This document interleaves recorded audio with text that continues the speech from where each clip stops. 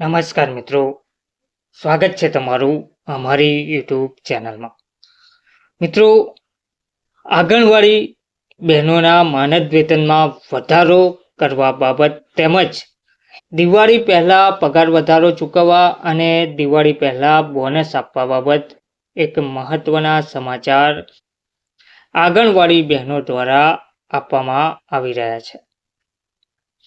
આંગણવાડી બહેનો દ્વારા કલેક્ટરને આવેદનપત્ર આપી માંગ પણ કરી છે અને દિવાળી પહેલાં જ 5,000 રૂપિયાનું બોનસ ચૂકવવા પણ માંગ કરી છે અને માનદ વેતનમાં વધારો કરવા ગુજરાત હાઈકોર્ટે જે આદેશ આપ્યો છે તે મુજબ માનદ વેતનમાં વધારો પણ જાહેર દિવાળી પહેલાં કરવામાં આવે તેવી માંગ કરવામાં આવી રહી છે.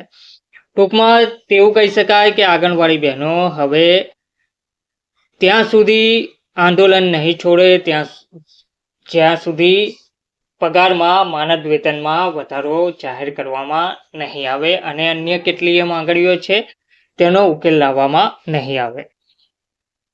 આપણે વાત કરીએ કે અમદાવાદમાં આંગણવાડી વર્કર બહેનો દ્વારા કલેક્ટરને આવેદનપત્ર આપવામાં આવ્યું છે. રેલી અને સૂત્રોચ્ચાર પણ કરવામાં આવે છે.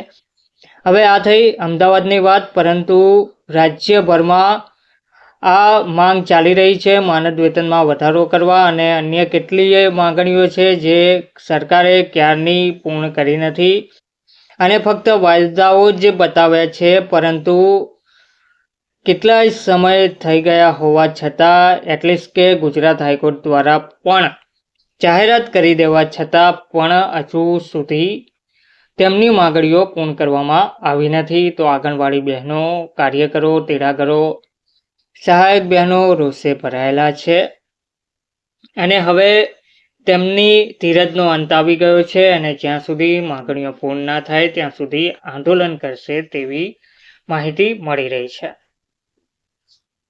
તો રાજ્ય અને જિલ્લાની આંગણવાડી વર્કર અને હેલ્પર બહેનો દ્વારા કલેક્ટર ઓફિસે પહોંચીને રેલી કાઢી હતી અને આવેદનપત્ર આપવામાં આવ્યું હતું. આ આવેદનપત્રમાં જણાવવામાં આવ્યું છે કે આંગણવાડી બહેનો પોતાની લાંબા સમયની જે પડતર માંગણીઓ છે તે માટે હાઈકોર્ટ સુધી પહોંચી છે, તેમ છતાંય તેમની માંગણીઓ પૂર્ણ કરવામાં આવી નથી. આજના રોજ અમદાવાદ શહેર અને જિલ્લાની આંગણવાડી વર્કર અને હેલ્પર બહેનોએ કલેક્ટર ઓફિસ પહોંચીને રેલી કાઢી હતી અને આવેદનપત્ર આપ્યું હતું. આંગણવાડી બહેનો દ્વારા આવેદનપત્ર આપવામાં આવ્યું છે. ગુજરાત આંગણવાડી કર્મચારી સંગઠનના પ્રમુખ અરુણ મહેતા દ્વારા જણાવવામાં આવ્યું હતું કે ICDS યોજનાને 50 વર્ષ પૂરા થયા છતાંય તેમને કાયમી કરવામાં આવતા નથી અને તેમને સરકાર દ્વારા જાહેર કરાયેલા લઘુત્તમ વેતન આપવામાં આવતું નથી. આ ઉપરાંત અમારી એટલે કે આંગણવાડી બહેનોની જે 8 માંગણીઓ છે જે માટે લાંબા સમયથી આંગણવાડી વર્કરો સરકાર પાસેથી રજૂઆત કરી રહી છે, પરંતુ તેમનો હજુ નિર્ણય લાવવામાં આવતો નથી. તો આંગણવાડી બહેનોનું કહેવું છે કે અમારા માટે એ ખુશીની વાત છે કે તારીખ 20મી ઓગસ્ટના રોજ નામદાર ગુજરાત હાઈકોર્ટે આંગણવાડી વર્કર તથા હેલ્પરને લઘુત્તમ વેતન ચૂકવવા આદેશ કરેલ છે. તે આદેશનો તાત્કાલિક અમલ કરો. આંગણવાડી વર્કરોએ પોતાના નજીવા પગારમાંથી બાળકોને પોષણ આહાર આપેલ છે, તેમજ આંગણવાડીના ગેસના બોટલના બિલો, આંગણવાડી ખર્ચ, મંગળ દિવસ ઉજવણી, મોબાઈલ કામગીરીના ઇન્સેન્ટિવ બિલો સહિતના લાખો રૂપિયાના બિલો લાંબા સમયથી ચૂકવાયા નથી. તે દિવાળી પહેલા ચૂકવવા તથા 2022થી આપેલા વચન મુજબ નવા મોબાઈલ આપવા સહિત માંગણીઓ માટે મંત્રી સાથે બેઠક યોજવા અને તેના ઉકેલ લાવવા માંગણી કરાયા છતાં સરકાર દ્વારા કોઈ સકારાત્મક પ્રતિભાવ ના અપાતા અમે રેલી કાઢી રહ્યા છે.